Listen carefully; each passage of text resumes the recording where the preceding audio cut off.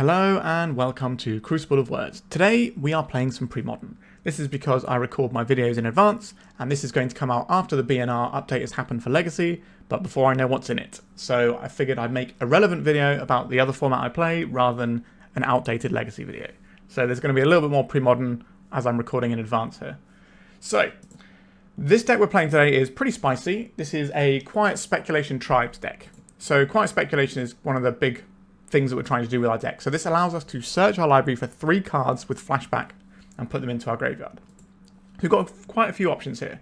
So we have the Roar of the Wurm, which is just like a nice big undercosted beater. 4 mana for a 6/6 in this format is pretty darn good. We've got Call of the Herds, we can just go and get some elephants. We have Ray of Revelation, which is obviously very useful when people are playing lots of main deck enchantments and stuff like that, whether it's like Survive of the Fittest or Stasis or whatever. There's lots of things we can pick up with this. We have Volcanic Spray, which can wipe out a bunch of little creatures. And then we have Prismatic Strands, which can prevent damage from whatever colour we choose. Now, we're in sort of 4 colours here, which is a little bit scary, to be honest, but the red is very much just a splash. We're basically a band deck splashing for like 2 red cards, which I'm not entirely sure is necessarily worth doing, but that's why we're playing today. We're going to see how this goes. This is a deck that won quite a big tournament recently. Oh, there's also Deep Analysis is the other thing for our Quiet Spec. We can go and draw some cards with it. And the Tireless Tribe section of the deck. This is a 1 mana, 1/1. We can discard a card to get +0/+4. So the things we want to be discarding are, you know, things with flashback. We have our Circular Logics as like a nice counter spell with Madness. We've got Glory. This allows us to just give our creature protection, just ram through damage later on in the game. We can discard some Arrogant Wurms and get those into play. And that's more or less it. We've also got some Wild Mongrels, which can do a similar thing. Wild Mongrel is just a pretty good statted creature for the format, and being able to change colour is quite relevant when some of the removal hits non-black stuff. Because we're in white, we've got the best removal spell in the format, Source of Plowshares. In fact, the best removal spell in any format. And we've also got some Mother of Runes to help our creatures push through and protect them from removal. And that's pretty much what we're doing. The About Fate is probably one you're looking at and thinking, why is this in the deck? Well, allow me to explain. We do have a combo angle for our deck. This switches the power and toughness of a creature. So what we do is we have Tireless Tribe. We discard a bunch of cards, so it's like a 1/20 creature, and then we just flip it, and then this is lethal. And because this is an instant, we don't have to flip it until we know that it's going to sail through blockers and stuff, and the Mother of Runes is going to help push this through blockers. So that's pretty much what we're doing. Our mana base is obviously going to be a little bit shocking because there's a lot of rainbow lands in here. So we've got SIDEBOARD, Gemstone Mine, Undiscovered Paradise, and Treva's Ruins.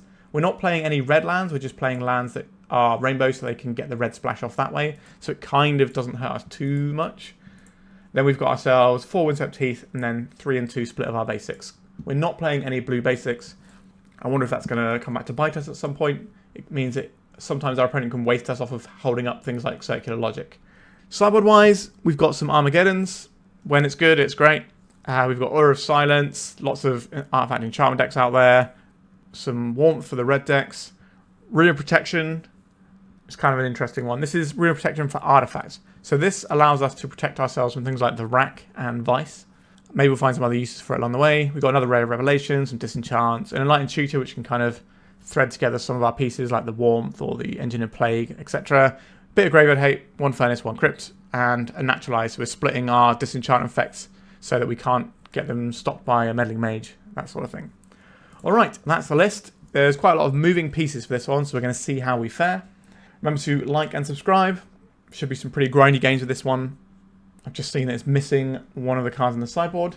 We're just adding in a Circle of Protection red, which is the last card from the list that I'm playing today. Alright, let's get jamming. There's still time to take advantage of 3-for-1 Trading's early Black Friday sale. It runs until 12th of November and is the perfect way to level up your collection. With the code BF25, you can get 5% off and free worldwide shipping on orders over €300 or dollars. It's a perfect time to buy into Premodern or add to your legacy collection. High-end singles, full sets, sealed products, and even gaming supplies are part of the promotion. Click on the link in the description of this video to find out more and place your order. Avatar: The Last Airbender, 3-for-1 Advent Calendar, 3-for-1 Chaos Draft, and event tickets are excluded from this promotion. Alright, our opener looks pretty serviceable. I will keep this one. Mountain Goblin Lackey. Well, we have something that can check the Lackey. The question is, do we want to get this Tireless Tribes in, or do we want to just plough this Lackey? I think because of things like Wasteland and Rishtan Port, I'm just going to play the Tribe. This way, we can play the tribe, and then they're going to have to try and remove this. And if they do, that's obviously going to be annoying for us. But this should be hard to remove because our opponent doesn't have access to something that's going to deal enough damage to get through this because they're playing a red deck. So this should hold for a blocker. Then next turn, if they've got something like a port and they try and port us down the upkeep, we get to plow their guy. Okay, they just had a mountain. They're going to attack here. I'll discard a Call of the Herd, kill this lackey. Because we can effectively turn any of our cards into removal spells. Okay, so we got through the first turn. There, that's pretty nice. I'll play this Gemstone Mine. We can bounce it later with the Treva's Ruins. And then we're just going to sit here and hold. Park the bus, and then we'll park some big elephants into play soon enough. Elephants are going to be very conveniently sized compared to goblins, so we should be able to roadblock what they're up to. Wasteland. Okay. I will float a white mana. Am I going to plow this? I don't think we need to plow this yet. We've still got the white mana up anyway. Okay, we'll play this Undiscovered Paradise. I don't really want to tap it this turn cycle because I'd like to start getting some elephants in. Okay, another Wasteland. That is annoying. Just certainly how the wheels can fall off. But for now, if they're not playing additional guys, they're not able to go round our Tireless Tribe. We do at least have the time.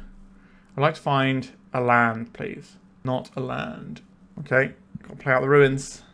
I had it all lined up in my head where we're going to be bouncing our Gemstone Mine. It's going to be great. And now we have to bounce our planes, which does not feel great. They can wasteland us off of spells. In terms of removal spells that our opponent has in their deck, they probably have a... Okay, there's a Goblin War Chief. Sure, so they probably have just the Goblin Incinerator where you can cycle it and deal damage with the number of goblins you have. I'm going to block here.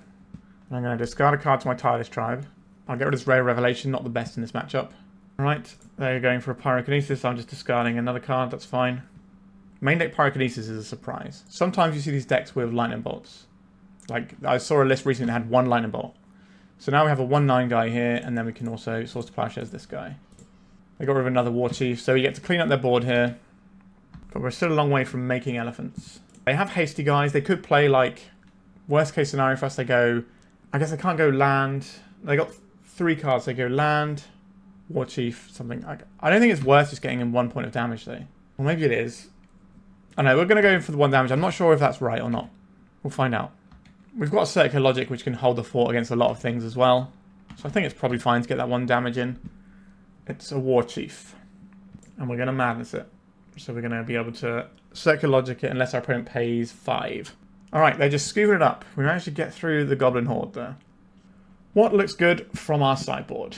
I would like some Engineered Plague. So we're actually a 5-colour deck because we are splashing some cards like the Engineered Plague. Maybe a little bit sketchy. Warmth is fine, but not great. You think, oh yeah, they're an aggro red deck. This is going to gain us some life. It's going to be better than some of the stuff we're boarding out, but it's not going to be amazing. So we have these, and probably we want this Enlightened Tutor.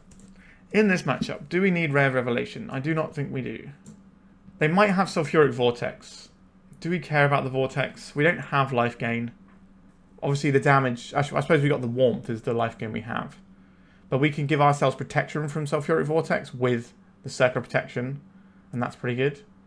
So I don't think we want the Rare Revelation. How much do I feel about this About Face combo? Like, I've not really played it before, the About Face combo. Like, just off the top of my head, I don't like it. But that's probably because I haven't played it, and it actually plays a lot better than you'd think. So I think we should probably try and keep it in. Although, how are we fitting all these cards in if it's not taking out the fun cheese thing? Because they're going to have so many guys that blocking our guy is probably going to be trivial for them. So we need to get rid of something else if we want to fit these things in. It's probably going to be just like an Arrogant Wurm or something. So if everything's going right for us, and we've got like the Wild Mongrel and we can play the Arrogant Wurm, this is obviously going to be better for us than a Call of the Herd. But if things aren't going right for us, the Call of the Herd being a 3-mana 3/3 rather than this being a 5-mana 4/4 is going to be better for us. So I'd rather try and raise the floor than the ceiling, I think. So we'll just submit like this. This hand seems fine. Quite expect can get some big boys and a Volcanic Spray. I'll keep. We also have some basics to play on, so we're a little bit safer. We also need to keep count of our basics because we have 5 basics in our entire deck. So at some point we might need to play this to make sure it actually gets something. Because if we can draw into all of our basics and just blank a card in hand, that's not going to be great. Right, we can start off with a Tireless Tribe. I'm not interested in discarding cards to save this, I don't think. But it depends what they burn. If they burn like a Pyrokinesis on this, then I'll pitch a card, I think. This could be a Pile Driver, sure. So we can play out our Forest and have the Wild Mongrel. And then we have the Arrogant Wurm for the next turn. We are just curving out better than our opponent, which is a nice thing to say against goblins. So the Wild Mongrel can block the pile driver. We can discard whatever we want, and then it pumps the Mongrel enough if they've got any additional damage from a haste guy. They're not going to have a haste guy this turn. I don't think they get to attack. I think this game is kind of over, to be honest. Swords to Plowshares. That's obviously a nice one to have too. We're playing on basics, so we're nice and safe over here. Right, we can just hold. We don't need to do anything wild yet. We want to play like the Gemstone Mine the turn we quiet spec, because we might be losing the Gemstone Mine to a Wasteland. So make it, or even a Richland Port. So we want to make sure that the spell actually does what it needs to do. Right, they're not even attacking here. Right, I'm going to discard a card. Get this Arrogant Wurm into play. And now we should be stomping away a little bit here. Alright, they're going to cycle a Gem Palm to try and take out this Wild Mongrel. This is going to deal 2 damage to it. I'm going to discard my Windswept Heath here and just make sure it lives through it. They do draw a card, so that is a good exchange for them. Alright, they've just had enough. We just had too much meat in play. Yeah, okay, that felt pretty good. Let's go to round 2. We are on the play for round 2. We've got Tireless Tribe and Mother of Runes. I'm not in love with some of the other options we have available.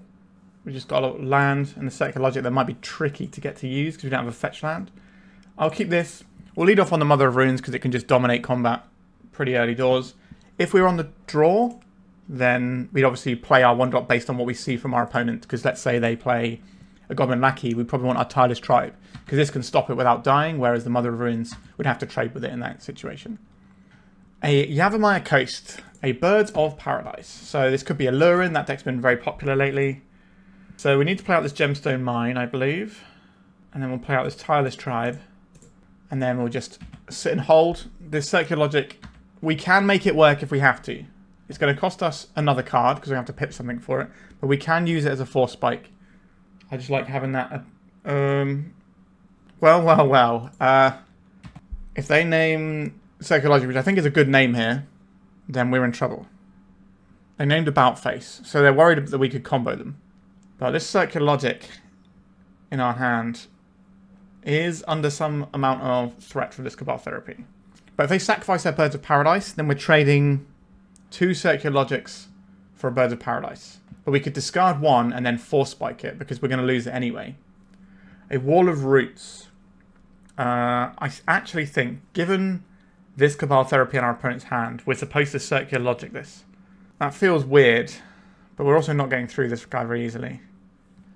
Because the chances are we can just lose both of those anyway. So at least trading for something. I'm not in love with that play. Call of the Herd. I am quite in love with this one though. Let's play a Forest and make an Elephant. Our Gemstone Mine is not long for this world, but we will be able to tap it to get an Elephant next turn. Tireless Tribes, you can come for 1. We're going to leave back the Mother of Runes. They're in black, so they probably have some removal, whether it's going to be like Ghastly Demise or Bone Shredder or whatever. I think Bone Shredder is almost certainly going to be in their deck. I'm expecting to see a Survivor of the Fittest at some point.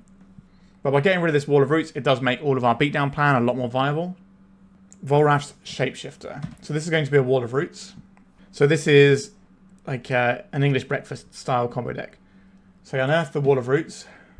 So now they've got so much meat in play, it's going to be hard for us to get through this. About Face. So this is just a removal spell for either of these creatures, which is nice. Obviously we want to get this Volrath Shapeshifter off the board. Also kind of want to play this Elephant. I guess we play the Undiscovered Paradise. Right, I think we just About Face this guy. Imagine if we could play Twisted Image in this deck, that would feel real good. So I don't believe we are... we could just push damage here. I think I like pushing damage here. I'm going to give this pro green. Our opponent's a combo deck. How much space in their deck do they actually have for removal? Probably not that much. We're just going to keep trying to push damage here. Because they've kind of got like this little beatdown plan that they can use with like sometimes Ravenous Balos and that sort of thing. And if their mana base is punch them in the face every turn, we may as well try and make use of that. Treva's Ruins. It's a little bit too late for this to really work the way we want it to. I'm just going to give this guy pro green again. Send him in. I don't know if our opponent's running anything like Intuition. It's possible, because you can do some weird stuff with it. I don't think that's what this is about though. Either of these kind of end up the same way. Just play this Treva's Ruins. I will bounce one of my basics. Then we'll flash back this Call of the Herd. Goodbye Gemstone Mine, but hello Elephant. So we can force through 3 damage, and then we can force through 1 damage potentially with the Tireless Tribe. We could also just immediately die to like something like a Volrath Stronghold. Is this going to be a Karmic Guide? That's obviously very good, because this brings back the Volrath Shapeshifter. And they have 2 mana due to the Wall of Roots. They can discard a card and make this into whatever card is in their hand if it's a creature. They're only on 9. How are we supposed to work our way through this? They've got a lot of different colour creatures as well, so attacking isn't necessarily the easiest thing. Another Mother. I will take another Mother here. So if we attack with these 2, it's kind of similar to just Mother of Runesing 1 through. If we Mother of Runes 1 through this turn, we can force a block with one of these 2, and they lose a piece. I think we're probably doing that. Give this protection from green, so they have to lose the Karmic Guide or the Shapeshifter. Now, I don't think they're going to lose the Shapeshifter. They might take 3, which means that next turn, hopefully we can just force through the damage with the Mother of Runes. They don't know we have a second Mother impending. Alright, so they're just going to take that. And we're going to play out Mother number 2 and pass it over. I don't know if they're going to pay the Echo on this. Oh, they are actually, because this is the this is the Volrath Shapeshifter now. So they definitely want to pay the Echo. That little trade is kind of interesting because the way Echo works, it's not like a trigger from when you cast it. It's like a thing that checks at the beginning of your upkeep. So it's kind of odd. Right, so they have a white creature and they have a green creature. So we give this guy pro-green. We give this guy pro-green. We swing and hope for the best. So they might be able to discard something here. They're just going to take 6 and try and kill us next turn, I think. Do they know about this Plains? I don't think they do. I'll play this Undiscovered Paradise. Is that better than holding up the Tireless Tribe with double activation? I think we'll just hold up 2 things here. Make our opponent think a little bit about it. Maybe there's some sort of weird trample creature they can turn this into. Alright, we got the game. So the aggro Mother of Runes plan was pretty good. We are just playing a bunch of really good cards. I would like some Crypt and Furnace. That seems very good here.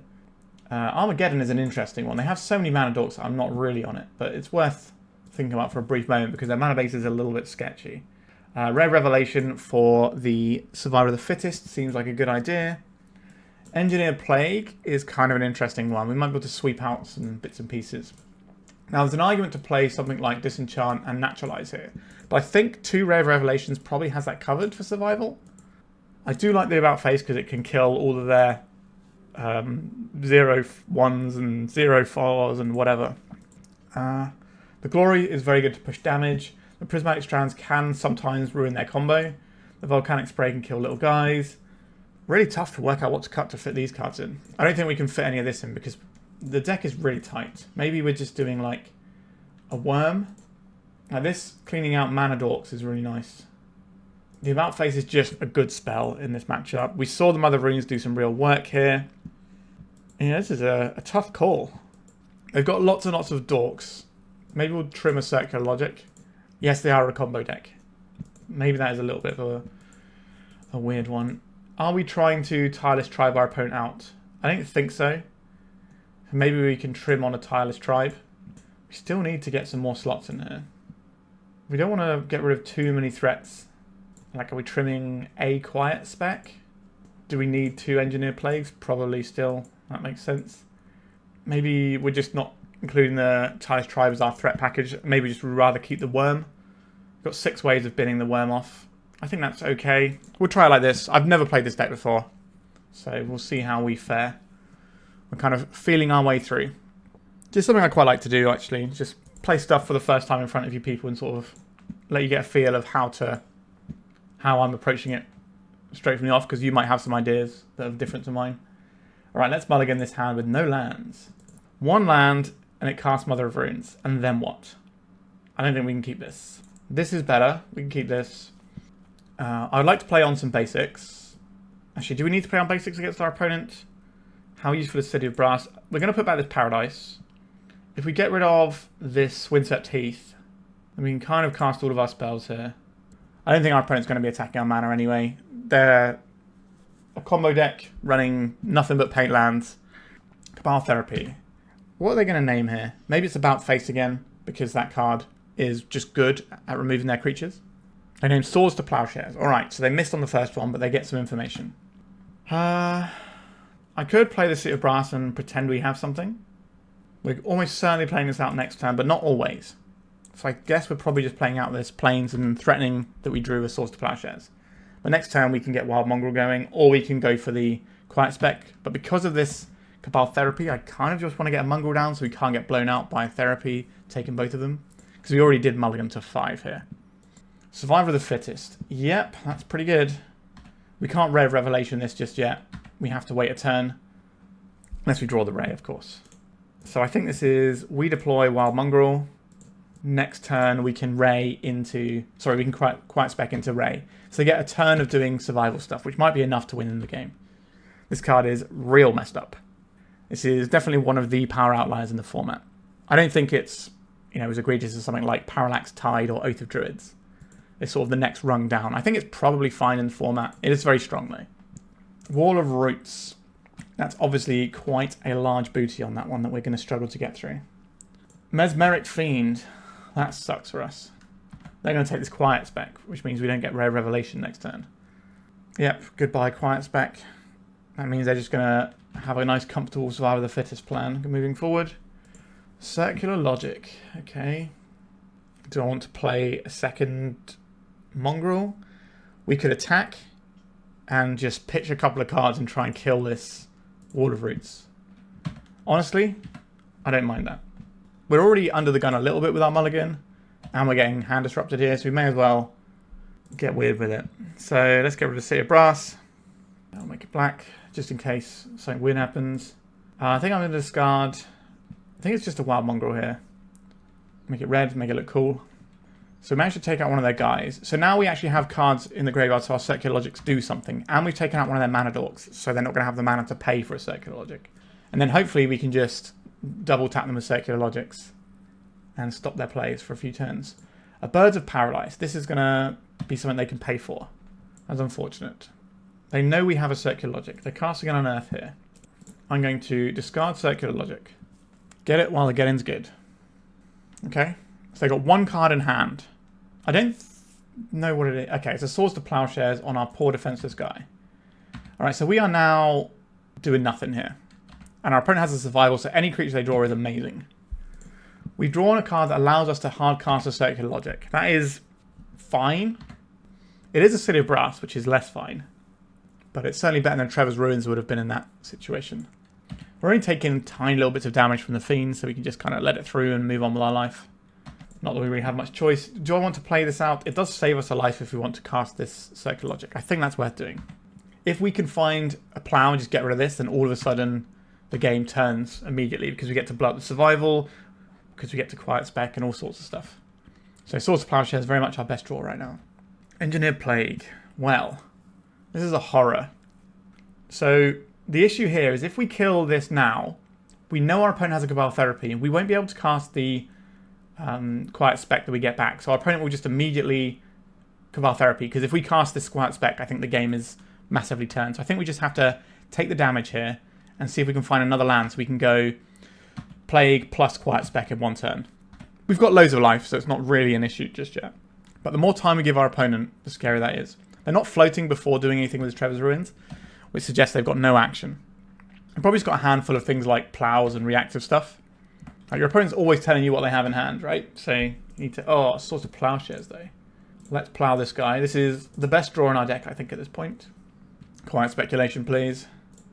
Okay, so we want this Red Revelation. I think we want the Roar of the Worm. Do I want the Volcanic Spray as well? They could have another Survivor of the Fittest in hand. That would be the sort of thing that they wouldn't be casting. So I actually think I'm going to get 2 Red Revelations based on that. And then I think the next card is probably... It might just be a Deep Analysis. Because what do they have in hand? It's probably going to be like Survivals or Plows. So the way that we play through this is to just get some more card advantage going. So we put the Deep Analysis... I think we would go Ray Revelation, put these 2 on the bottom, and then the Deep Analysis. And then we'll flash this back, targeting their Survival. Like, we're going to take a bit of damage doing all this. But I think going for the card advantage option here makes the most sense. Like, our opponent's not doing anything over there. We need to take that information on board when making our decisions. Duress. We're going to probably lose the Plague here. We don't have an enabler for the Circular Logic. Yep, they took the Plague. There's one of the lands that they bounced earlier. So now we just get to... Oh, Friction Furnace is pretty good too. I think step one is we target ourselves with the Deep Analysis. I'm just trying to work out which of these two lands we're using to do it. We have a lot more 1-mana white spells that I would rather draw. But if we draw a 2-drop, then we're going to have to tap a City of Brass anyway. So I think it is the Forest that we tap, because then our 1-mana white drops work. Okay, a Roar of the Worm, not the worst. We get to play this land out. We get to play this Furnace. And I'll hold up the green here so we have Rare Revelation. I'm going to immediately exile the bottom card of my opponent's graveyard so they don't have a Cabal Therapy to rely on anymore. I think we are in command of this game. I have another Quiet Speculation video of my own brew that I've made coming out on the channel soon. Or actually, no, I think it's already came out last week for you lovely people. The Birds deck. That deck was sweet. So this is 7 mana. 1, 2, 3, 4, 5, 6. So not quite what we want here, but that's fine. We just keep exiling the bottom cards of their graveyard and passing it over. We're not under any pressure. We are a control deck for the most part. You know, we've got these big card advantage spells. We've got some counter magic. We've got removal. Got a little toolboxy type stuff going on. What is in our opponent's hand? Okay, so we get to exile the bottom card. Because our opponent has not really done anything, and we could maybe put some pressure on soon. So I'm expecting the first thing we play to get plowed. So I'm going to play out this Call of the Herd using these lands, so that if we draw a land next turn, we have the option of maybe making a 6-drop, a 6/6, because then we have 7 mana, rather than bouncing Undiscovered Paradise. Okay, they're in the Cycling Unearth mode of the game. That is not a great place for them to be.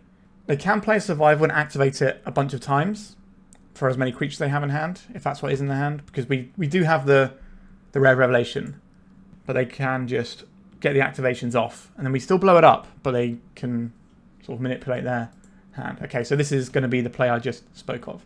I think this is okay. We're going to make them pitch a bunch of stuff, and then we're going to hold up this Circular Logic. So I think we're going to go for this, and I'm going to tap like this. So yeah, so we're going to Rare Revelation, and we have Circular Logic for next turn. Are they just getting one thing? They are just getting one thing with their survival. This is why I didn't think I really wanted to counter this, because we already have the answer to it, and this can answer anything provided we get to untap. It's going to be very difficult for our opponent to win here. Okay, so they discarded a Shapeshifter and they got a Wall of Roots. Sure. This is very much incentivizing me to play the Roar of the Worm, and I suspect that survival was something they had in hand for a while. Engineered Plague. Not the most exciting thing here. 1, 2, 3, 4, 5, 6. So if we play this, we don't get to hold up the Call of the Herd anymore. That's kind of interesting, isn't it? So we don't get to hold up the Circular Logic if we cast the Call of the Herd. So I kind of want to just cast this Engineer Plague on Bird. This will also put a bird in the graveyard, so if they play a Volrath Shapeshifter, it will immediately die. Then we go black, 1, 1. Take a piece off the board. I don't think there's any point attacking here. We just hold up this Circular Logic for whatever their next big thing is. We have 7 cards in our graveyard.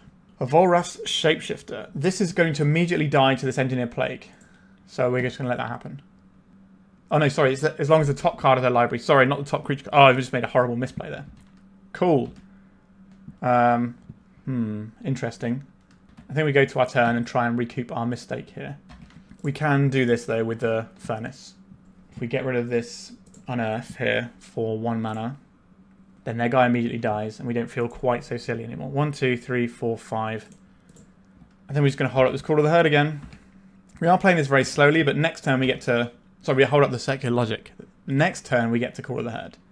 And then we can actually start pushing damage. And our opponent's mana base is obviously very painful for them, as we saw in the previous game. Okay, I just play this one out, and we will deploy an Elephant. So next turn we start pushing 3 damage a turn, whilst we're holding up this pretty much hard counter spell. We don't have the Phyrexian Furnace anymore, so they can do some graveyard shenanigans somewhere along the lines, but they're kind of drawing empty at the moment. And we've got the beats. I'll play this Windswept Heath out. We have 1 basic left to find. So I'm just going to go and get that now, so that we don't draw that basic and invalidate our Windswept Heath later if a bunch of stuff happens next turn and I end up absent-minded. An Underground River. So they can probably pay through this Circular Logic. with some of the cards they're going to be casting.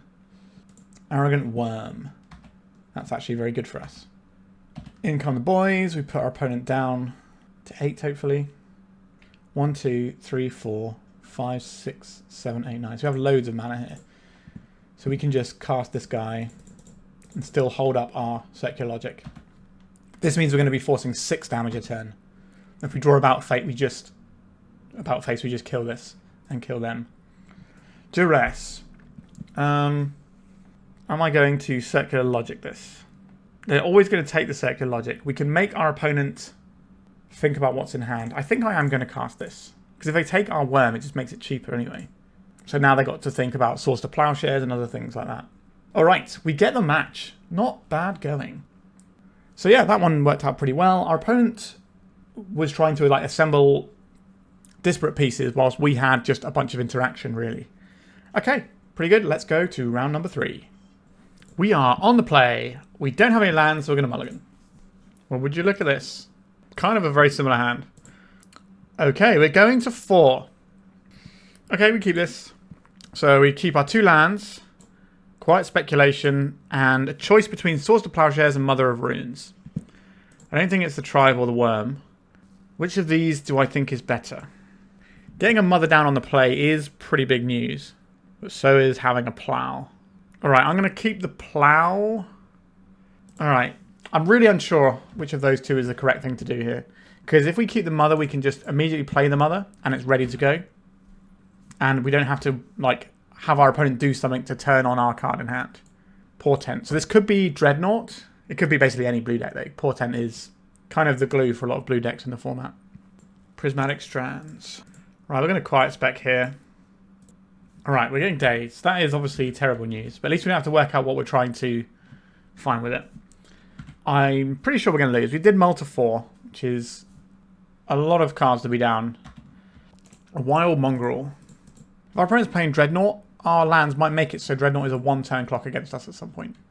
We've got Wild Mongrel. This will not die to black removal spells. Also, we can make it white so that we can Prismatic Strands and prevent damage, which is a pretty cool little bit of tech we have in our deck. Opponent land and said go. I guess we are in the attack with Wild Mongrel and hope for the best stage of the game. 10 more turns of this and we are golden. This will not prevent damage from a Phyrexian Dreadnought though. Accumulated Knowledge. This might mean our opponent... So not all of the builds of Dreadnought play Accumulated Knowledge, so this could be more like Psychotog. Everything we've seen so far is possible within Psychotog. You don't see that many dazes in Psychotog though. It is the Dreadnought. Okay. A Stifle on the Dreadnought. You got it, boss. They have 1 mana up, 4 cards in hand. I'm going to go to my turn before using the swords in case we draw a Circular Logic, then we can actually try and force it through. Look at that. We were absolutely paid off. Let's cast this Swords to Plowshares here. Gaining 12 life is a lot though. It's going to be a Vision Charm. It's a Thwart. Okay, I have a response to this. They've got 1 mana floating. So we need to discard a card. Black is fine. Then we discard another card here in Circular Logic. And then we pay for the Circular Logic to counter the Thwarts. They've got 1 mana floating, so they won't be able to get through this unless they've got more interaction that they can cast. They could have something like a foil. So the issue we have now is our opponent's going to be on like 1,000,000 life. So they're going to go, what, 30 here? They could just Chain of Vapor their own Dreadnought here with the blue floating. Foil, they have the foil as well. Alright, I think we'll call it a day there. Actually, that's not true. We can win if we just draw Swords to Plowshares, but we have to draw exactly Swords to Plowshares next turn. But it's just 1 draw step, so we may as well just take it and see what happens. The hand is just 3 islands. Actually, no, it might not be because they have to discard 1, didn't they? So we take 12, we draw Swords to Plowshares, and we're okay. Our Prismatic Strands does nothing into the Dreadnought. Arrogant Wurm is not going to get us where we need to go. We mull to 4 against one of the very best decks in the format. And we made them have to have the exact stuff to keep their guy alive. I'm okay with that. So what do I like in this matchup? So this is a matchup where the Rune of Protection can stop them doing stuff. Prismatic Strands looks bad, so we don't want that in there. I don't believe we need Rare Revelation in this matchup. We can also add in some just like clean ways of blowing up their guys. So we can have like Naturalize, Disenchant, and then another Disenchant. You could board in the Phyrexian Furnace to slow down the Flash of Insight, but our opponent showed us Accumulated Knowledge, which means they don't have Flash of Insight. And they can play around this quite easily with their accumulated knowledges. So I don't really think this is where I want to be. We could play Aura of Silence as another way of blowing up a Phyrexian Dreadnought. That is an option available to us. But let's just see what we're cutting. Volcanic Spray looks bad. Get out of here. About Fate gives us a way of sort of getting in underneath our opponent's stuff. The Mother of Runes, keeping our guys with protection from blue, isn't the most exciting. Because we can protect them from Chain of Vapor. But it's not going to work against the powder kegs our opponent probably has. So I don't think that's really the way forward here. Maybe Glory's no good either. We could take out the Mother and just get in this Deafening Silence. Something along these lines. We could take out another Mother for a Furnace if we wanted to. Do I think that's going to be better than just having something that can attack and just get little chip points of damage through and also protect our About Face combo if that's what we end up doing? I'm not going to play Armageddons into the Gush deck. That is a pretty bad strategy as a general rule. This is definitely one of the matchups I wanted to see how this deck fared. Because obviously, when you have decks at the top of the format, you need to be able to compete with them. Alright, we can keep this. We've got a Quiet Spec. We've got Plow. These things are all good. So we'll probably just go and fetch your planes. I guess we could start off on the Gemstone Mine because we're going to bounce in a few turns anyway. I think I will just start off on the planes and try and thin a land out of our deck. Even though it's very marginal, it's still more than 0%. Not by much, obviously, but... So they could stifle this, but I don't really care if they're wasting their stifle on one of our many lands. We're not going to thin our deck, actually. We're just going to go to our draw step. Alright, let's see if you got stifle. Okay, I am absolutely fine with that. It probably means they have more stifles or more ways to combo with Dreadnought. So I think this spell is going to resolve, is the question. All of our lands bouncing all the time is kind of annoying, isn't it? I think we want it to get the most out of our Gemstone Mine, so we're going to cast it this way. Then next turn we can bounce it. It's some guy, just a little dog doing his best. Also, like, the Odyssey block had some pretty good flavor text. I think this is the same flavor text as the Odyssey one. I could be wrong. Let's see if our opponent wants to interact with this Wild Mongrel first. I reckon no. Okay, so we'll tap blue. We'll play as Treva's Ruins. We'll bounce our Gemstone Mine and reset the counters on it. We're going to cast this Quiet Speculation, which I do not expect to resolve, to be honest.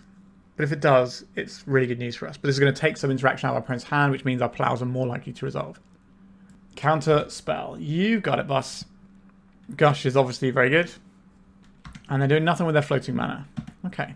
They're still piecing together stuff over there. Do I make the City of Brass or do I make this Gemstone Mine? I think it's the City of Brass. Attack. Let's make a Rune of Protection. This is going to be able to fog a Phyrexian Dreadnought. This might get an interaction spell out of our opponent. But if they're on a... Okay, we got a counter spell. I was going to say, if they're on a Parallax Tide plan, they can just remove all our lands. We don't get to pay anyway. Tireless Tribe. Let's attack with this Wild Mongrel and then make an elephant. Now, they can obviously just keep interacting with our Call of the Herds and all of our spells. But we get 2 bites with the Call of the Herd. Oh, foil. That's pretty good. It's a little 3-for-1 there. I'll take it. Accumulated Knowledge. That's going to gas them back up a little bit because they've already got 1 in the graveyard. Personally, I quite like the Accumulated Knowledge build as a Dreadnought.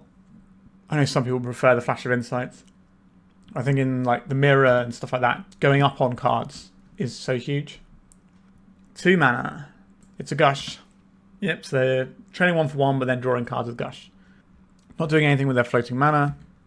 We get to continue to attack with our little guys. Another answer for a Dreadnought has appeared in our hand. We'll put another Call of the Herd on the stack. Alright, so now we've got 5 power. And we can obviously pitch a bunch of cards to change the clock. Can't really do that this turn. Okay, so we have a Dreadnought. And they're stifling it. Okay. I want my opponent to counterspell my Swords to Plowshares rather than my Naturalize. So I'm going to lead off with the Swords to Plowshares here. Expecting this to get countered. And then we can Naturalize. If they Vision Charm this, that's also fine. They're going to thwart it. Sure. We're going to move phases into their beginning of combat. And now we can Naturalize this. Foil is something they could have. Maybe we're supposed to do these the other way around. Yeah, maybe we are supposed to do that the other way around. Get out of here, Dreadnought. Nobody wants you. 5. So this is a 5-turn clock. And our opponent is down to no permanence. And they spent quite a lot of resources over that fight. They bounced 3 of their lands. So that sets them back quite a bit. And then they pitched lands with a foil as well. They do also have Flash of Insight. Let's go attacks. Just make the biggest creature we can in Call of the Herd. So we have a 2-turn clock now. Powder Keg. That can blow up all of our elephants. That makes me a little bit on the sad side. Our clock has definitely changed. There's Undiscovered Paradise. And I think we're going to take a Point of Pain, because if we draw a land next turn, I would like to be able to put this Call of the Herd on the stack from the graveyard. So 3-turn clock, but we can discard cards to change that a little bit. We can also use Tireless Tribe to soak up some Dreadnought damage if they try and attack us at some point. That can sometimes mess with their plan, although what they can do is let us pump it a bunch and then just bounce it, and then the trample goes through and we die. So not always an ideal scenario, but you got to play with the tools you have at any given moment. No play from our opponent, that's good news. Call of the Herd. Alright, we just drawn from hand. I'll take it. I'm not going to try and pump now for a little bit of extra damage. Want our opponent thinking about these cards in our hand. We can pump on the turn where it's lethal, rather than doing it now. Little tip if you're playing on Magic Online, it sometimes gets really weird when you're trying to cast a spell off of a City of Brass. So if you use the City of Brass as the last land to pay for the spell, it tends to be a bit smoother in terms of the interface. Just a little tip to save you a minute or so of your life. We've got Impulse, digging away. So we do have lethal on board because we can pump the Mongrel. So our opponent needs to do something here. Is it going to be another Powder Keg? It's a Gush. Pretty good. They could still deploy a Dreadnought here. If they block here, they take 4, 5, 6, 7. So we put them to 1. We do still have Disenchant, so we can draw 2 as well. Mistress Factory, that can block. It's not an exceptional blocker just yet because they won't be able to activate it. So it'll just be a 2-2. Chain of Vapor, that is obviously pretty good. That brief moment we got to see an elephant token in our hand. I guess we have the Undiscovered Paradise, so we can just send in for 8 here.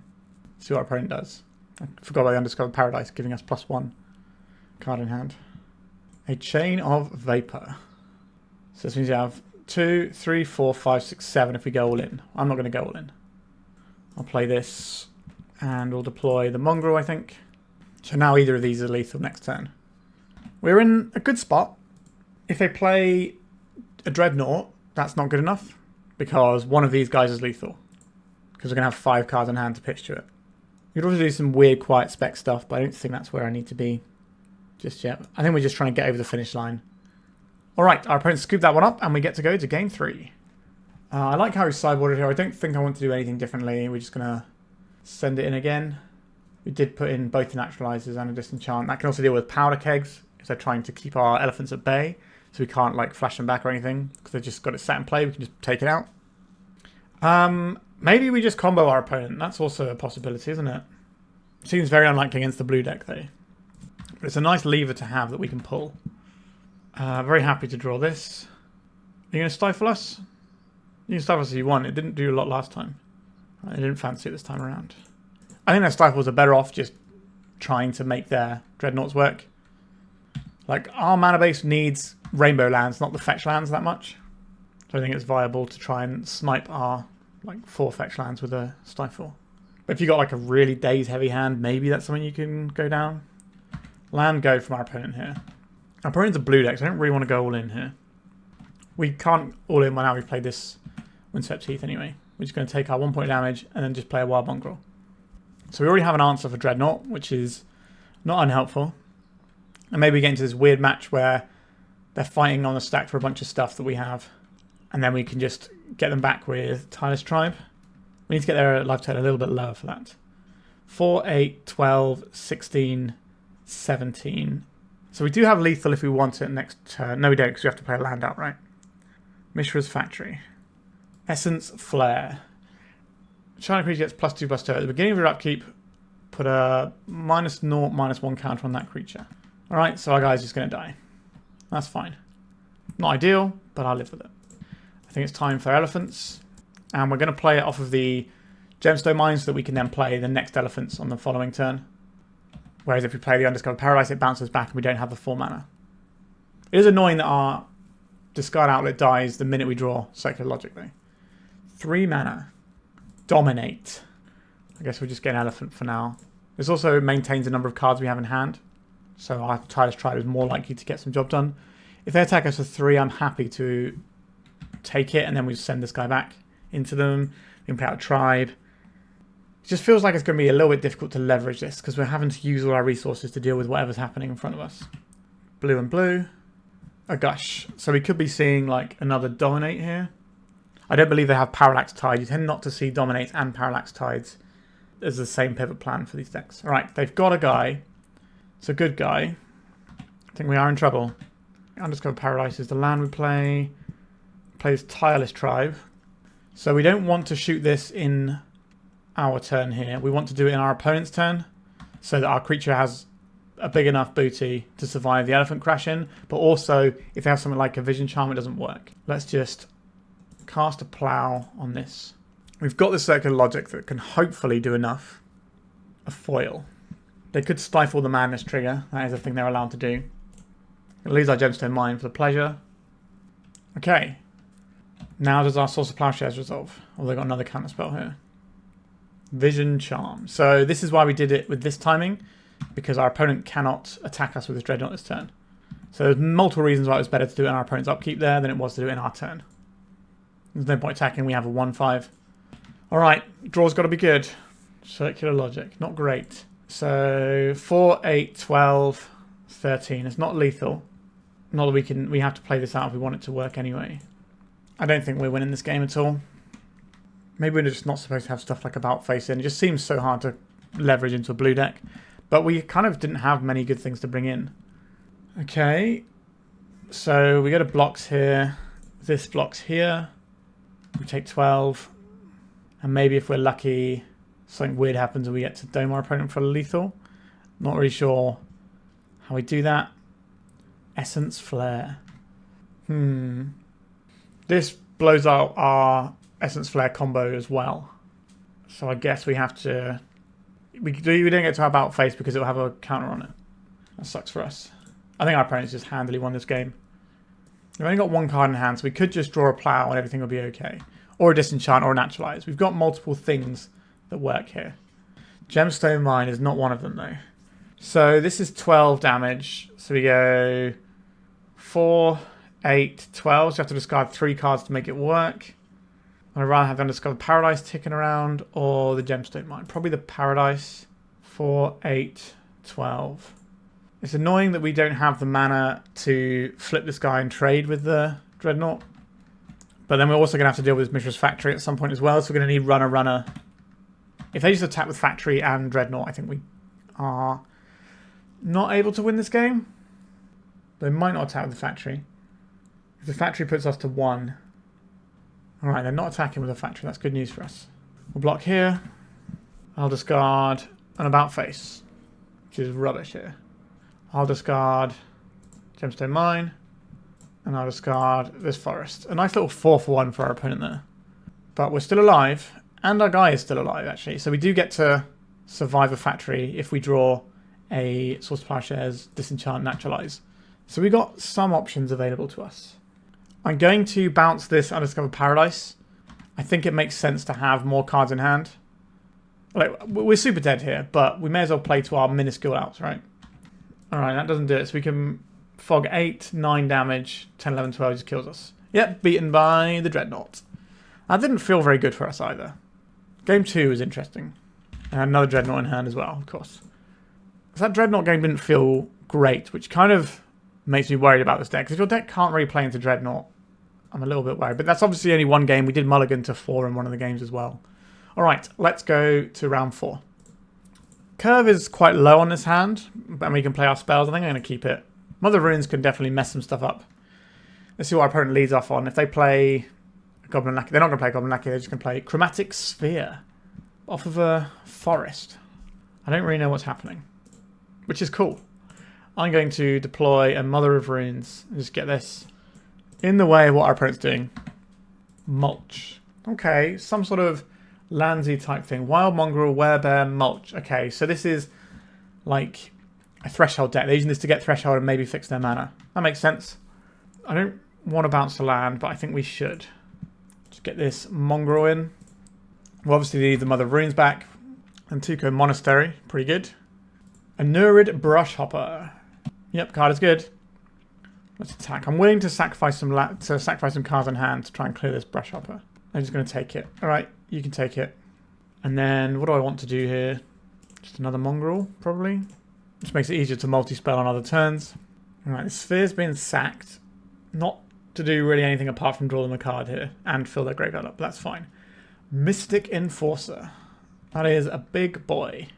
I think we need to plow the Enforcer here. I'm going to send in the clowns. I'll get rid of Mother and Tireless Tribe if they block here. So now they have to discard 2 cards if they want this to live. So we just trade 2 for 2 here whilst pushing damage. Genesis and Valor. Those are pretty good cards to just exile. To put in the graveyard there. They both like being there. So Valor gives them first strike. That is a bit of a doozy for us. Now we do have the Mother of Runes, so we can push damage quite easily. This is a green and white creature. Yep, okay. It is big though, so they can just start clapping back for damages. Are they going to get back their Werebear here? This engine is going to be annoying for us. We're going to have to try and close the door, I think. But they're still on 19. We're not really pushing damage very well. They didn't attack here. Interesting. And they're playing out the Werebear. So they can make this into a 4/4 at will because they can just discard 2 cards to the Brush Hopper. A Glory. That's pretty darn good, isn't it? I'm going to discard this card. Put my guy. Give my creatures pro green. Crash for 5. We can block with the Mother of Runes and it can tap to itself and keep our stuff alive. But then we're just going to keep pushing damage with this Glory. This is going to be a matchup where this shines quite well, I would imagine. I'm getting back a Wild Mongrel. Their creatures are green. They could even get back a Valor, just so they have a white creature. That might be an interesting way of approaching this. This does shrink their graveyard, so Threshold becomes further away. Just going to save some damages here. I'm going to plow the Mother of Runes. Sure. We've got the Glory, so the Mother isn't that important. This was just saving us 3 life, but it actually saved us 4 life and made our opponent discard a card. When the game isn't really about the Mother of Runes that much right now. They're going to attack this Werebear to play this Wild Mongrel that we saw them get back. Yep. But then we can just push through damage if we want. Ray of Revelation. Not the most useful. Let's just push damage. I'm not going to push an additional 1 damage by discarding this Ray just yet. 4, 5, 6, 7, 8. So we're 1 card away. So if they tap that brush land, we can kill them next turn. If they tap this for green or white, that is. We're 1 card shy. And our clock does outpace our opponents at this point. They can get Threshold quite easily, and then this is attacking for a bit more. They can just fire out the Monastery as well. Alright, another green creature. This is quite a lot of damages now. 3 plus 4 plus 2. 9. So they have us dead next turn. Well, they're not attacking with a Mongrel. That's weird. That's 7. But I guess next turn they have 4, 5, 6, 7, 8, 9, 10, 11, 12, 13, 14, 15, 16. So the onus is kind of on us to do something here. Prismatic Strands. That is an absolute banger here. Alright, we've got a blowout coming, I think, here. So the plan is we can block, and then we can Prismatic Strands and turn our guys white to do so. And that can really mess with them. Maybe we could have played a Call of the Herd as well. Maybe that would have been slightly smarter. We get to do the Prismatic Strands thing right now. And buy ourselves some time. And Tuco Monastery. Sure. So if they swing out here, we can just Strands. Yeah, I think we just cast this now. This card is so messed up. No green damage this turn, please. They can discard cast their Wild Mongrel if they want to change its colour. A Nibble Mongoose. It is a 3/3. Circular Logic is interesting here. Do we want to get an Elephant in? Or do we want to get this Mother of Runes in? If we get the Mother of Runes in, we can hold up Circular Logic. If we get the Elephant in, it's just another guy. I think I just want another guy here. We could have played this one out slightly differently. We have lethal next turn. All we have to do is survive this turn, which we can do with the Prismatic Strands. And then we can just use Glory to win next turn. I think we've got ourselves into a good position. Mulch. Sure. Oh, they have Hermit Druid in their deck. I guess it gets you your Threshold quite easily. But they've got basics, so it's not going to mill their whole deck. So they're not doing anything really spooky with it. Okay, so we can go to blocks here. These have got first strike, but we're going to prevent the damage. What would I most like to clean off the board here? I think it's just the Nimble Mongoose, right? It's a hard one for us to interact with. I'm going to discard this Ray of Revelation, and I'm going to make my Wild Mongrel white. I'm going to tap my Wild Mongrel to Prismatic Strands. This is a sick play. We will name green. So they won't deal any damage to us. And then our Wild Mongrel kills their Nimble Mongoose. We need to keep cards in hand so we have lethal next turn. Our opponent enjoyed that play. So we just have lethal here. Unless they have a removal spell right now. If they tap out, then they're in trouble. If they just make an elephant hold up white, then we kind of end up in a bit of a weird situation because we have to play around. Actually, no, if they tap out here, they've only got one card in hand, so we should be fine. I don't know, we're going to tap out for something. Not sure what though. Source Plowshares of our very own. I will go to attacks here. They're going to activate this. If I activate the Glory, and they have a spell here, we're in trouble. Let's just get the Glory down first. We're going to name white here, because this is green and white, right? So this won't be able to block. And then we can discard some cards to Wild Mongrel. We haven't shown them Circular Logic yet. So I don't want to show them the Circular Logic. And this is exactly lethal. We gave them pro-white, so they can't plow anything. They can plow their own guy, I guess. That's pretty good. They plow their own Nantucket Monastery. And they go up to 12. And they can take 10 damage total, and then they kill us on the crackback. Oh, maybe our opponent's got us here. Source Plowshares on that guy. 8. So this puts them up to 11. So this is 3, 6, 9, 10 damage. And they kill us with 4, 5, 6, 7, 8, 9, 10, 11, 12, 13. They have Exactsies. Yeah, no, our opponent got us there. When they tapped for a bunch of mana on their turn, it really felt like they were going to play a Call of the Herd. But they didn't. Alright, so that was a really good game. So, Rare Revelation didn't really seem like it had targets. We definitely want our Graveyard Hate. That's going to be a big deal here. I don't really want to Armageddon against them. Like, if we're ahead, sure, but if we're not, then no. It becomes a really awkward one. And our opponent's going to be Mana Dorks and all sorts of stuff in play. Volcanic Spray is pretty good here. I think it is better than an Engineered Plague for the most part. Like, Nimble Mongoose is a mongoose, and then the Werebear is a bear. So there's not a lot of overlap that we can tag multiple things with this plague. I don't think it's where we want to be. We just take out one of these about faces to get a little bit of Graveyard Hate in. Do I want some way of dealing with a potential Sylvan Library? Now, we could leave in a Rare Revelation. Maybe that's just better than an about face. I really don't like the about face, to be honest. And maybe we get to cheese someone with it at some point. But it's the sort of thing that is just like a gotcha, and as soon as people know it's there, it doesn't do anything. I don't think we want to get rid of anything else, though. Let's leave it like this for now. I think we definitely have ways of winning that game. Okay. Mother of Runes, very good in creature combat. Wild Mongrel, also pretty good in creature combat. It's Grizzly Bear time. So we're going to get our basic planes, jam the Mother of Runes, brush land from our opponent. A Swords, 2 Plowshares. Yep, makes sense. Got to kill that now or never. I will deploy a Wild Mongrel. A Hermit Druid. So this is going to mill them a lot of cards. Call of the Herd. Don't want to start losing gemstone tokens. We're going to go and get a green source here because we have things like the Worm, which is green, green, and 3 if we're hardcasting it. Not that we're looking to be hardcasting it based on our current hand. Alright, let's just get some beef into play. Our opponent doesn't really know about the blue side of our deck yet. You can probably sort of intuit that we have it based on all of our rainbow lands. But maybe we're just like really looking for dual lands in green-white. We're running a bunch of rainbow lands. It's possible. Our opponent could make a mistake around that later on. Call of the Herd. Prismatic Strands. Okay, I'm going to cast this Wild Mongrel. I don't know if I even know if I want to play this Gemstone Mine here. And we're just going to hold back and probably do the Prismatic Strands trick. Right, we're doing some Hermit Druid stuff. So this will find them a land and mill them a bunch. 11 cards. They get to put them in the graveyard in whatever order they like. There's nothing that actually does anything here. Oh, the Wriststone Portal, that does stuff. But there's not really like, oh, this is going to make a huge difference. It's just enough to make sure they have Threshold whilst hitting their land drop. Probably the fairest Hermit Druid has ever been. Nimble Mongoose. Yep.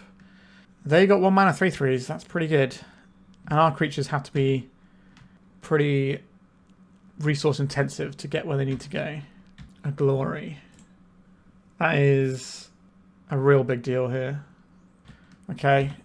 So we can use this Glory as a surprise, pump our guy, get some really good blocks off when they attack. If they've got someone like an Exalted Angel in their deck, then that's probably going to beat us. Like, we do obviously have the Plow that can answer it, but we kind of need to find it very quickly. We are milling again. Little Jason Momoa looking card to me. Alright, are they coming in to attack us this turn? I hope so. Yeah, we get to blow them out. So we go block here, block here, block here. I will discard this Glory. Black is fine. I will activate this Glory to give my creatures pro-green. We'll discard this Wild Mongrel to make sure we can take this Nimble Mongoose out now. That was a devastatingly good combat for us. And we still had the Prismatic Strands to protect from a source of Plowshares if we wanted to. Mystic Enforcer, just to call the herd. Okay, that's fine. City of Brass. I'll leave this in hand, actually. I'm just going to go for an elephant here. We have the ability to trade, to kill this elephant using our Prismatic Strands. So we can change this into a white creature, block, and then get the Prismatic Strands going. If something weird happens, we can always pitch something to the other Wild Mongrel. Is this going to be the Mystic Enforcer? Nope, just a cool herd. So the Hermit Druid did find them a lot of elephants. I didn't want to attack here. Tireless Tribe. Not really into that one. I'll attack with a couple of elephants and see what our opponent wants to do about it. If they block, we just pro our guys and then they lose all their guys. If they don't block, they take 6 and then we have potentially lethal coming soon. Alright. Yeah, I think this is going to be a difficult one for us to lose. Certainly possible. Our opponent has access to a bunch of stuff over there. I think they've finished their elephant flashing back, but we don't really care about the elephants. Well, they're not leaving. Oh, they are leaving white up because it's tapped or anything. Worship. If you control a creature, damage that would reduce your life total to 1 reduces it less to 1, reduce it to 1 instead. Okay. We did leave in that rare revelation, didn't we? We did. Okay, good. So we can quiet spec for that. Circular Logic. Sure, I guess we're just in this little holding pattern right now. We could reduce our opponent's life total to 1, but I think we just want to be relatively happy with it. If our opponent's not playing anything out, what are the 6 cards in their hand? Not a quiet speculation. Alright, I'm going to attack here. We do want to get our opponent's life total down eventually. We may as well get some bits in. Maybe we're supposed to get some bits in last turn. Feel like we're just going to lean on this. We've got Circular Logic plus Hardcast Prismatic Strands anyway, so I don't think we need to play this land out. It's more food for our mongrels. That might be why our opponent's keeping a bunch of stuff in hand as well, just to make sure they can pitch stuff. Quiet speculation, please. Not a quiet speculation. I will attempt to put my opponent to 1 life. They will allow us to do that. I will play out City of Brass this time so we can still hold up the hard cast on the Prismatic Strands. So all we need to do is just find our quiet spec and this dies and then we win. If they have a second worship, then we could be in some trouble because then we have to naturally draw the ray because I think that's our only answer to it. I think we're going to be putting another rare revelation if we go to another game here. Undiscovered Paradise. This is a better dual land for us. We can put it into play and we can get rid of it whenever we like. Because we can just bounce it back to hand and give ourselves more food. So we'll probably be tapping it at the end of every turn. But just while it's in play, it makes Circular Logic not take account of this or deal us a damage. Just a nice holding pattern for a bit here. Call of the Herd. I guess we just make another elephant. That's fine. We've got Glory and Prismatic Strands to keep us alive. It's just a case of whether or not our opponent finds the thing that breaks this game open before we find anything. Okay, so they're Genesising back and Nimble Mongoose. Again, we don't care about any of this stuff. Their guys are all green. We can just swing through for the win. We don't want them to have a creature that messes with our graveyard. We don't want them to play another worship. This build with the Hermit Druid is kind of interesting. You do get like some incremental advantage. It's not just getting them... Like, it does find you a land. It draws you a card for 1 mana when you tap it, which is pretty good. But then also it finds you like Call of the Herds and Genesis and gives you some use out of your graveyard for threshold purposes. It's interesting. Our opponent will deck first, which is a lovely thing to think about right now, isn't it? The game's gone awfully weird. Okay, they're Hermit Druiding again. Milled over some more stuff. I wonder if there's... Okay, they've got a glory of their own here. Okay. I think our opponent is just doing some of the things that we're doing, but better and like more like concise with what they're doing, whereas we're dipping into colours for like a bunch of extra stuff, which are very powerful things. But if it's just coming down to like putting a bunch of guys on the board and stuff, they're going to have a good time. Am I just going to hardcast this? There's no point, is there? Let's just Circular Logic.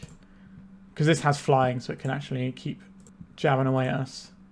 We didn't show them Circular Logic in game 1, so this should hopefully come as a bit of a surprise. We'll make our guy blue so that it can block if we need to Prismatic Strands and kill some stuff. Come on, deck. I believe in you to draw me one of our 4 outs here. We did not draw one of our 4 outs. So we're back to sitting here. So they can just buy back this Mystic Enforcer again and again with a Genesis, and we can just play the same loop. But we're just kind of biding our time until we can find our rare revelation. Mystic Enforcer. I'll discard a Circular Logic. Okay. I can obviously take some damage from the Mystic Enforcer. Arrogant Wurm. The problem certainly isn't the amount of creatures we have. So this time they're actually going to get their Mystic Enforcer into play, but we've bought ourselves 12 life. And we've still got hard-cast Prismatic Strands that can prevent this for a little bit. So we've got another 2 turns of not dying to that. Or not taking damage from that, I should say. As soon as we find the Quiet Spec, it's over. Here comes the guy. This time you got it. Just get a big worm into play. And maybe we don't need to keep bouncing this Undiscovered Paradise. But I think it's fine to do so. Having more cards does give us more options. Call of the Herd. You are not the one we wanted here. Doesn't see much point in even playing it, does there? Oh, we already have one in the bin that we could have played. So maybe we want to Call of the Herd here. We can just pass. It's fine. We've got lots of damage. That's not the problem. This doesn't have lifelink. It's just pro black. And it has flying because it gets flying and +3/+3 because our opponent has threshold. We could draw a Tormod's Crypt. We did board those in. That can mess up what our opponent's doing. I would rather just draw Quiet Speculation and win the game though. Then we take 6 this time. And then we can think about what we're doing soon. So they have a Glory here. We can make them tap out for this. Maybe we're supposed to plow this before actually. Because now, as long as our opponent isn't tapped out, this Mystic Enforcer isn't the thing we can kill. They discard a Rare Revelation. Where's my Rare Revelation? There it is. Okay, so blue and 1. I'd like to cast Quiet Speculation, please. I would like to get... I don't think it matters what the other cards are here. Where is this Rare Revelation? Let's blow up this Worship. And then we can Mother of Runes to push through whilst holding up Glory. Alright, we managed to get the game, and we're going to put another Rare Revelation in our deck. I think having 5 of that effect is plenty. So I think we just want one of these. Maybe we'll get rid of a Tireless Tribe. No, get rid of the About Face. So we got 2 Rays, 3 Quiet Specs for there. Like, we only saw it was pretty much just that is the only one. I think that's fine. Sure, let's just go in with that. Cool game, though. No lands, we're going to mulligan. Okay. Volcanic Spray can do some real work early doors. I don't think we need Glory for now. We're going to shuffle our deck at some point, and it'll be in the mix somewhere. We've gotten through a lot of our clock here. Obviously, so is our opponent. I will deploy this Undiscovered Paradise. I don't recall seeing Wastelands at all. This gives us the option to plow. Now, we do obviously lose our Undiscovered Paradise if we do that. But if we need to do it, we can. But playing this out also means if we draw a Mother of Runes, we can do both in the same turn cycle. Hermit Druid. Is this what we're killing? It was pretty good last time. I could just Volcanic Spray this though. And that seems fine too. Volcanic Spray. That is a much better red card than About Face in my opinion. 3 mana. Call of the Herd. Sure. City of Brass. I guess we deploy this one. We have 2 plows, so I think I'm okay plowing this one. It does feel bad to trade a card for half of our opponent's card. But we're going to make them do the same calculation when we do our own Call of the Herd stuff. Hermit Druid again. So we can flash this back and kill the Hermit Druid. Play another... Oh, wow. I can't believe they just played these both out into our Volcanic Spray. Am I missing something here? I don't think so. It does give them more cards to get towards Threshold. But I can't imagine that was an intentional play to just give us a nice 2-for-1 there. Alright, so now it's time to go and get this Mother of Runes in. Our opponent's down to 1 card in hand. We managed to get a 3-for-1 with our Volcanic Spray. A Werebear. We can plow this if we need to. We can put a bigger body in front of it. The world is very much our oyster here. So I believe the play is going to be Wild Mongrel. I think I'm going to use this... No, I'm going to use the Undiscovered Paradise. So we have a Circular Logic if they have anything good. We have a Source to Plowshares if we need to deal with this guy. Although I'd quite like to use a plow on this Nantucket Monastery at some point. A Nimble Mongoose. How many cards in our graveyard? 1. This is not going to do the most, is it? This is something that a Volcanic Spray would like to pick up, but we don't have any more in our deck. So they're going to activate this, which is... Oh no, they're just going to make this guy. Okay, I will discard this circular... actually, no, this taps for 1, doesn't it? We'd have to discard 2 cards to counter this. But we can just make an elephant. It's kind of the same deal. Sure. Am I going to plow one of these creatures? I think we need to save the plow something like the Mystic Enforcer. That's way more scary. So we can just make an elephant, or we can Quiet Spec here. Let's go and get planes. I think we're just going to make the elephant here. Just make sure our life total is being padded by having a bunch of guys in play. We've got combat lockdown because we have Mother of Runes. It's just so awkward to attack into it. Our opponent agrees. Ray of Revelation, not unhappy to see that. What do we have in our Quiet Speculation package at the moment? We can go and get a 6/6 if we want that. We can Quiet Spec holding up Swords and Circular Logic. That seems pretty good. So I would like a Roar of the Worm, a Deep Analysis, and maybe a Strands here. And we can just pass. We do need to actually get this game won. We only got like 5 minutes on the clock. But I think we have time to get through what our opponent's putting down. We aren't massively ahead. We just drew 3 for 2 mana there. Windswept Heath, sure. Maybe now we're just going to plow this elephant token and then start sending in with the elephant. They have 5 cards, so this doesn't quite get them where they need to go. Tireless Tribe, it's not the one. Let's just make a big 6/6, I think, this time. We can still Prismatic Strands with our Mother of Runes or our Wild Mongrel. We don't have access to Circular Logic, so I don't know if I'm happy with the plow play that we did before. Because we could have held that plow for a Mystic Enforcer. Because if they have a Mystic Enforcer now, we're going to have to start like deep analysising our way to an answer for it. Now we do have Prismatic Strands to buy us a turn, and maybe we can put enough threat on our opponent, but our life total isn't very high. Attacking into this doesn't actually feel very good, does it? It's a 4/4 first striker. We can attack with our Worm token. But I guess we could Protection, but because this isn't big enough, we'd have to discard a bunch of cards. Right, they're just thinning their deck out slightly and getting towards Threshold. I need nothing really bad to happen this turn. And then I think we're in a winning position. Okay, we got away with our plow play, I think. I'm going to go to attacks and attack with our Worm token. 6 is a pretty good chunk. Do I just want this deep analysis? I think so. I could play this Mother of Runes. I think I will. And just hold up this Circular Logic. Interesting. They've got a Tormod's Crypt. I think we have lethal next turn though. 2, 3, 4, 5, 6, 7, 8 plus 6 is 14. Oh no, and then we bounce the Undiscovered Paradise. Sure. We're not going to use the Mother of Runes here. We can just block and then protect itself. Our opponent's got 2 cards in hand. We want to just go for it here. We've only got 4 minutes left on the clock, but 4 minutes is still a reasonable amount. 2, 3. So 1, 2, 3, 4, 5, 6, 7, 8, 9, 10, 11, 12, 13, 14. This puts our opponent to 1 if we do that. Maybe we just don't have to do that and we can just attack for 6 and then we can do it next turn. And we don't have to discard our entire hand. We've also got cover from Glory here as well. Sorry, not Glory. Worship. I'll play out this Undiscovered Paradise. I like to have a land that I can bounce. I'm not going to play anything out here. We can just use our 2 Mother of Runes to protect our guys and swing through. Or we can just kind of nickel and dime. We don't need to have like a big we win the game turn. Alright, if they tap out, then we will. Worship. It's just a Call of the Herd. Okay, I think this game is won. I will add some blue mana. Get our turn. Protection from green, please. Protection from green, please. Oh, we got the GG's in chat. I think we could have played the first game differently and won, but the Mother of Runes was huge here. Maybe our opponent's deck should have Mother of Runes in, because this card is bananas. Alright, that is 4 rounds down and we are 3-1, so we have 1 round to go to see if we can get the 4-1. Alright, let's get to it.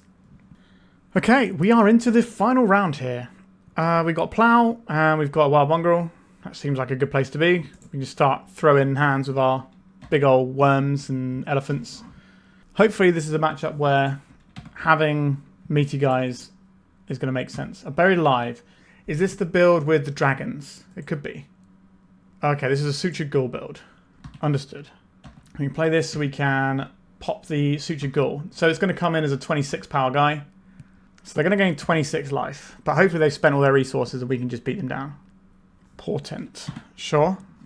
So maybe they don't have it now. Unfortunately, we can't tap out for anything in case our opponent tries to kill us. So we're just going to play out this Tireless Tribe and hold up the Source to Plowshares. This could be a game that we can steal with About Fate. Or about whatever the card's called. I can't remember the name of it. The red one that flips its power and toughness. It's going to be just another Portent. I was worried they were going to have a... Well, not that worried. That they were going to have a Shallow Grave and then attack us with a big Sutured Ghoul. So if we draw the red spell, we can just kill our opponent next turn. And I don't think they're really going to have interaction. Our opponent's deck is probably very focused on doing the thing. Let's crack this in the end step and go and get Plains. Undiscovered Paradise. That isn't the one. So I guess we are just playing this forest. We'll attack for 1, and then we can use the Tireless Tribe to put in an Arrogant Wurm if we need to do that. Otherwise, we're just holding up this Swords to Plowshares. A Duress. That seems bad for us. Are they just going to kill us now? Could be. Shallow Grave. So this is going to be a 26 power guy, because what this does, it strips out all the creatures, and then it makes its power and toughness equal to that. 26 is going to be more than enough to kill us. Okay. That felt pretty bad. So we obviously want our Graveyard Hate. That much is a given. What do we want from the rest of our tools? Not really liking very much of what we have to offer. So we can interact with an Animate Dead, but they're not really going for Animate Dead as a plan. I don't think this Volcanic Spray is going to find many targets. The Ray of Revelation is fine. The Prismatic Strands is actively good for us, so we definitely want to keep that in there. I'd like more of them if we could. This is the wrong colour Circle Protection. This is not going to matter because their creature is not an artifact. So we just need to find one cut from amongst this pile of things. I actually like the About Face in this particular matchup, because this might be one where we just have to say, we need to win the game. Let's see if we can do that. This might also be one where the Arrogant Wurm is better than the Call of the Herd, because we can hold up mana. We'll try it -1 Call of the Herd. Like, this is obviously not a great matchup for Mother of Runes either, but we can play the Mother of Runes early and start pecking away with it, and that's reasonable. It also is a white creature to activate our Prismatic Strands, which could be a big deal as well. I think I'm happy with how we sideboarded here. We've got 4 counter spells, 4 plows, and a couple of Graveyard Hate pieces, so we have relevant things in our deck. Okay, we can keep these. I think we probably lead off on the City of Brass. It just gives us more options with what we're casting on following turns. Even if we're going to take a little bit of damage, our opponent's not going to hit us for little bits of damage. They're going to smash us for a colossal amount of damage, and then we die. From this point on, we can just hold up the Circular Logic. We also have this Quiet Speculation that we could fire off now, but our opponent can just win the game instant speed, so that makes me very nervous. We play the Fetch Hand out here because this gives us a card in our graveyard for the purposes of the Circular Logic. I think we are correct to attack here, even though maybe we want to block, but I've not really played against this Sutured Ghoul combo deck very much. They're going to Duress us, are they? I'm going to discard the Circular Logic, and I'm going to point the Circular Logic at that spell here. And then I'm going to discard a second card so they can't pay for this. And we'll just get rid of this. Windswept Heath is fine. So we are telegraphing that we have a Source of Plowshares. Our opponent probably doesn't want to fight into a Source of Plowshares. Mother of Runes, that's not the one either. So we want a Quiet Speculation here. Maybe we don't attack with the Tireless Tribe, as weird as that is. Okay, so this is going to get us a Deep Analysis and a Prismatic Strands. These are 2 we definitely want.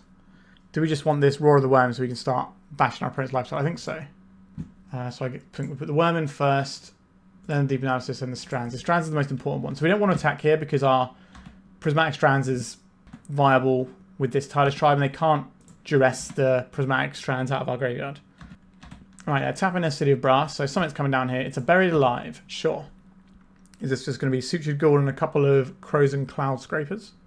It is indeed.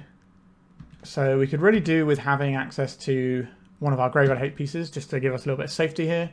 That isn't what we found. I want to continue to sell... I guess we could Deep Analysis ourselves, actually. That's probably our best bet here, isn't it? Get some card advantage going. Ray Revelation, not great here. I'll play as Treva's Ruins. I'll return this City of Brass to hand. And then I will deploy this Mother of Runes.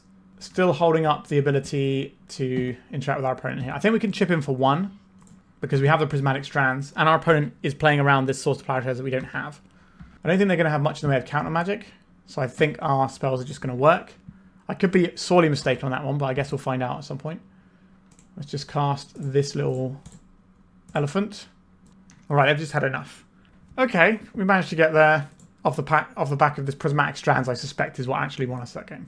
I'm quite happy with how we sideboarded here. We've still got the one Ray of Revelation in case there is an Animate Dead in there, or something spooky like a Dystopia that we want to nail at some point. I think this is fine.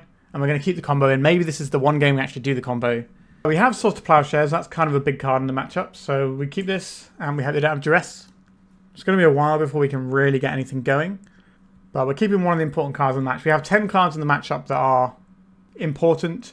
And then we also have the Quiet Specs getting the Prismatic Strands, which is pretty important too. What land are we playing here? I think it's the Windswept Heath. So we can put more cards in the graveyard for the purposes of a Circular Logic.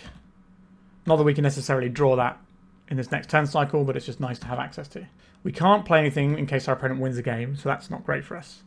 Here is a City of Brass. We just have to hold. Next turn, we can play the Wild Mongrel out, and we can hold up Circular Logic or Swords to Plowshares. And the turn after, we can hold up both, and that's a big deal. This is probably going to be a Portent. There it is. Okay, they shuffled off the Portent. It's good news for us. Okay, we get this Undiscovered Paradise going. Just go and put a card in the graveyard right now.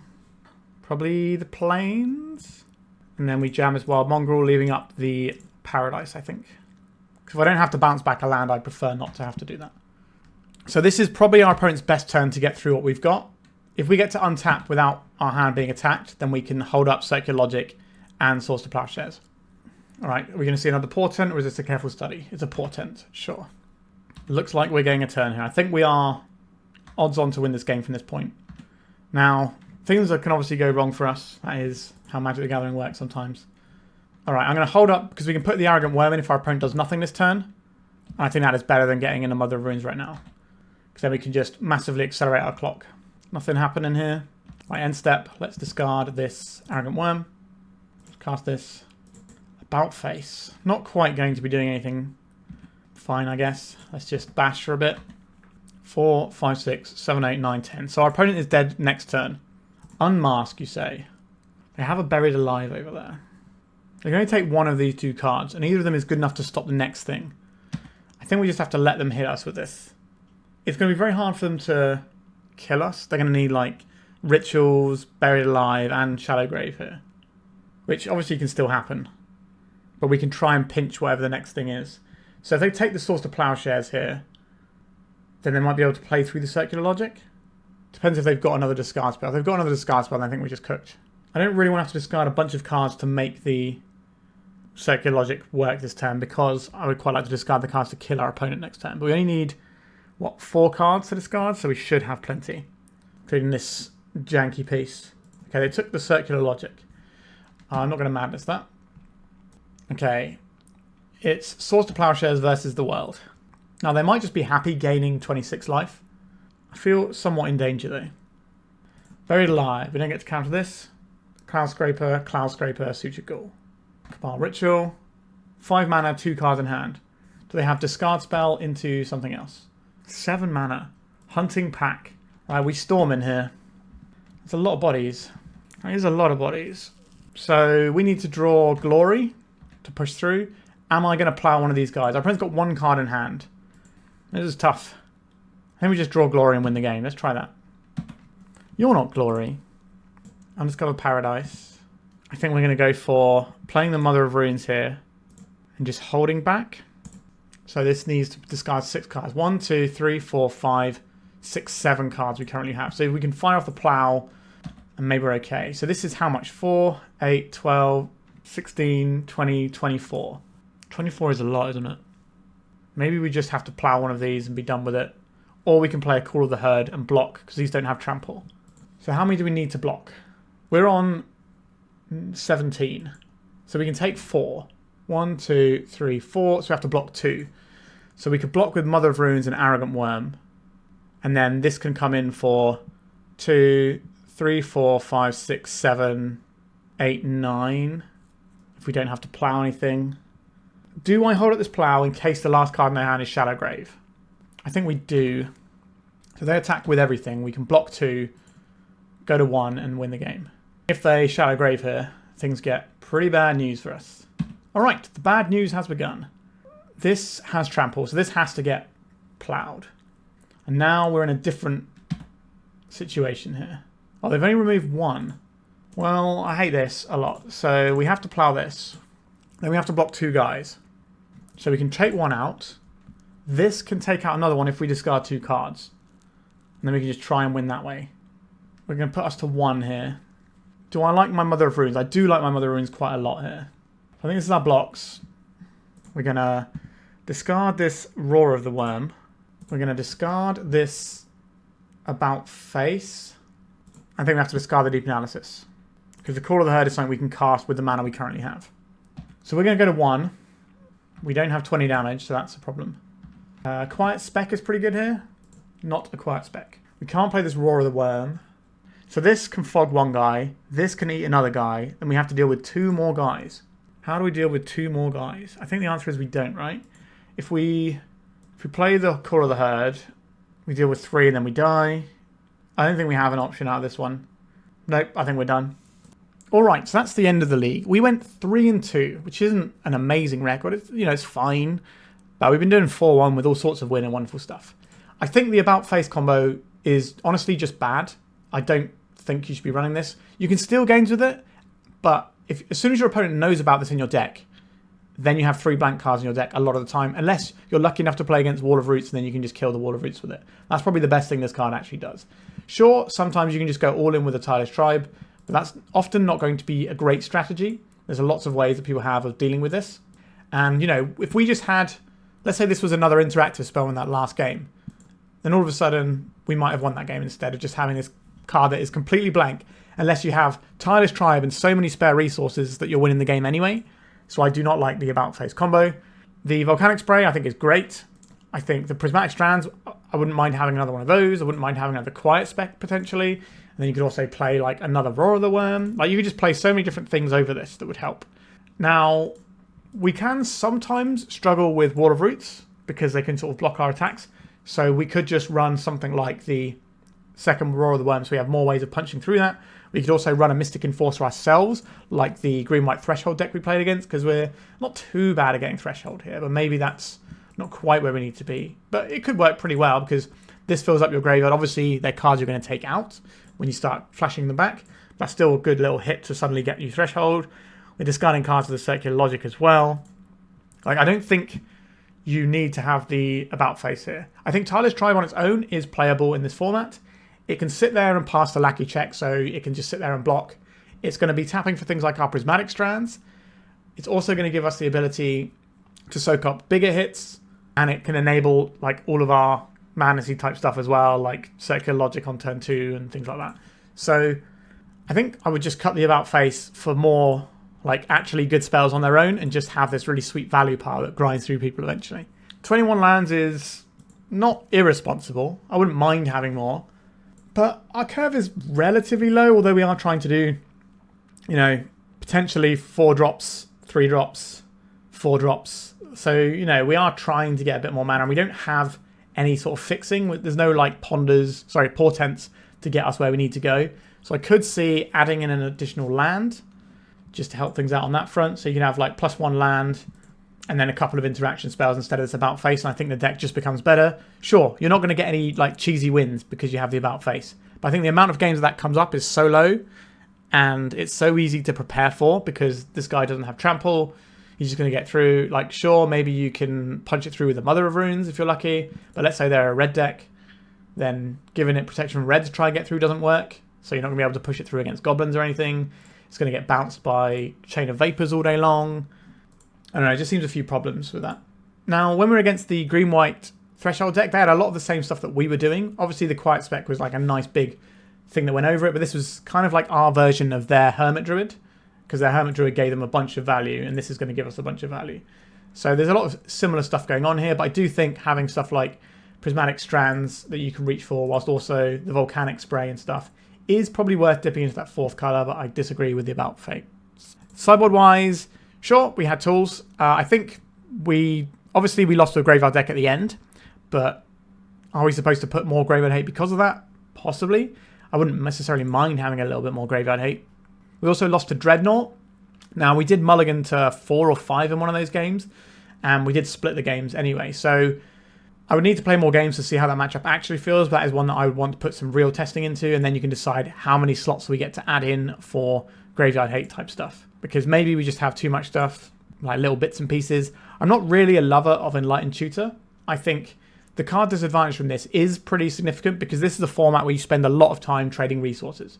Now, quite often the thing you're getting with Enlightened Tutor is going to be like an absolute banger, like your Circle of Protection Red, maybe your Warmth or Aura of Silence, or even an Engineered Plague. I'm surprised there's not a Serenity in here. I'm pretty sure Serenity is illegal, and that's a nice thing that you can fetch up with an Enlightened Tutor, and that can just take out everything. It's like a Tranquil Domain on a stick, so that might be something worth considering as well.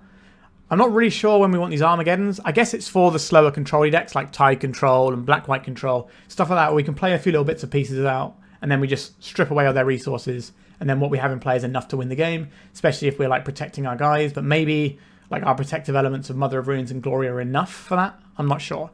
I definitely think there's some stuff you can do with this. I've also seen builds that play a second Volcanic Spray in the sideboard, which might be better than one of these Engineered Plagues, because it's kind of going to do more or less the same thing, except on 4 mana, you can cast this twice in 1 turn, so you can actually blow up 2 drops, whereas this doesn't get to ever blow up, 2 power creatures, not 2 drops.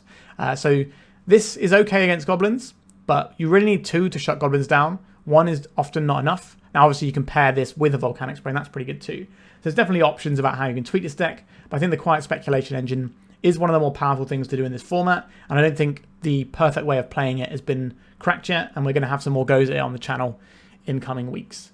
Alright, I hope you enjoyed this one. Please remember to like and subscribe, become a Patreon or a YouTube member, that's all pretty good. And if you're looking to buy any cards, please check out my sponsor, 3for1 Trading. They have a link in the description, and they're currently having a sale as this video goes out, so make sure you take advantage of that. Alright, thanks for watching, and goodbye. If you'd like to support me in the channel, please check out my Patreon. It has a free guide to budget turbo depths, as well as 3 tiers of support. A low-cost one that enters you into my monthly raffle for a free donation deck on the channel, a mid-tier subscription that gives you access to my detailed turbo depths guide that is updated every month, as well as regular articles, and lastly, the higher tier gives you all of the above, as well as a monthly donation deck for my channel. If you're interested in supporting the channel this way, please check out the link in the description.